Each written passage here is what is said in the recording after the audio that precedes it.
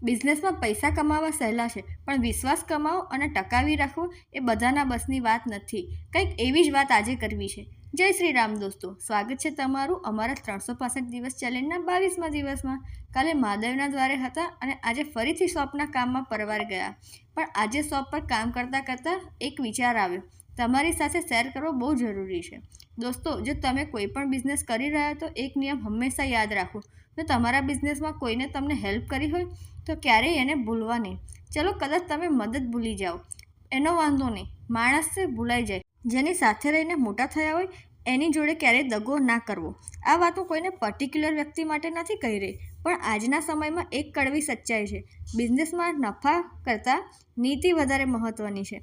દોસ્તો, પૈસા તો આવશે અને પરમ દિવસે જતા રહેશે, પણ તમારી વફાદારી હંમેશા તમારી સાથે રહેશે.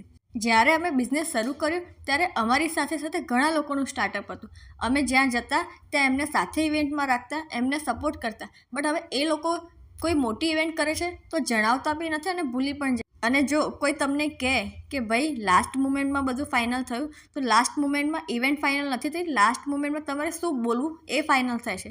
ફરી મળીએ નવા દિવસની નવી શરૂઆત સાથે. જય શ્રી રામ.